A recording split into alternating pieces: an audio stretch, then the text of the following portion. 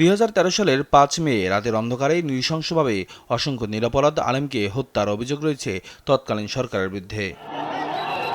সেই ঘটনাকে নানাভাবে ধামাচাপা দিলেও রাজনৈতিক পট পরিবর্তনের পর গেল বছরের 26 নভেম্বর সে সময়ের প্রধানমন্ত্রী শেখ হাসিনা সহ 50 জনের বিরুদ্ধে ট্রাইব্যুনালে অভিযোগ দায়ের করে হেফাজতে ইসলাম।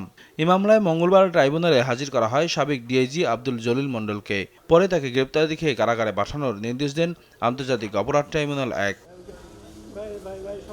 পরে চিফ প্রসিকিউটর জানান, এই হত্যাকাণ্ডের সঙ্গে জড়িত কাউকে ছাড় দেওয়া হবে না। বলেন, শাপলা চত্বরে হেফাজতের সমাবেশে হত্যাকাণ্ড মামলার তদন্ত দ্রুতই শেষ করা হবে। এই শাপলা চত্বর ঘটনায় যারা আসবে সেটা রাষ্ট্রের প্রধান ব্যক্তিও যদি হয় এবং পিয়ন পর্যন্ত যদি হয়, আমাদের তদন্ত থেকে কেউ বাদ পড়বে না। এদিকে 2015 সালে বরিশালের 2 ছাত্রদল নেতাকে ক্রস ফায়ারে হত্যার ঘটনায় আবুল হাসনাত আবদুল্লাহ সহ 4 জনের বিরুদ্ধে অভিযোগ আমলে নিয়েছে ট্রাইব্যুনাল। এর মধ্যে 2 জনের বিরুদ্ধে গ্রেপ্তারি পরোয়ানা জারি করা হয়েছে। চিফ প্রসিকিউটর বলেন, অতীতের সব ক্রস ফায়ারের বিচার হবে। বাংলাদেশে কতগুলো ক্রস ফায়ারের ঘটনা ঘটেছে, যতগুলো ক্রস ফায়ারের ঘটনা ঘটেছে আমরা তার একটা পরিসংখ্যান নিচ্ছি।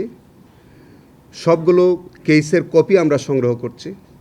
যারা যেভাবে সেই মামলাগুলো হয়েছে সেইগুলো আমরা যাচাই বাছাই করব। আমাদের একটা কমিটি আমরা গঠন করে দিচ্ছি।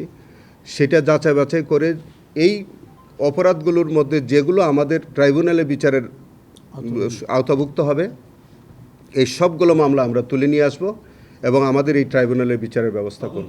চিফ প্রসিকিউটর আরও জানান, 5 আগস্টের পর জুলাই হত্যাকাণ্ড সংক্রান্ত যত মামলা হয়েছে তাতে অনিয়ম হয়েছে কিনা তাও যাচাই বাছাই করা হবে। 5 আগস্টের পর থেকে বিভিন্ন থানায় বিভিন্ন রকমের মামলা হয়েছে, কোনটা কোর্টে হয়েছে, কোনটা থানায় হয়েছে। এদিকে জুলাই আগস্ট আন্দোলনে রাজধানীর মিরপুর 10 নম্বরে দিলওয়ার হোসেন হত্যা মামলায় ডিজিএফআই এর সাবেক মহাপরিচালক অবসরপ্রাপ্ত লেফটেন্যান্ট জেনারেল শেখ মামুন খালেদকে ফের 6 দিনের রিমান্ড দিয়েছেন আদালত। 5 দিনের রিমান্ড শেষে তাকে আদালতে হাজির করা হয়। নিয়াজ মোরশেদ, দেশ টিভি, ঢাকা।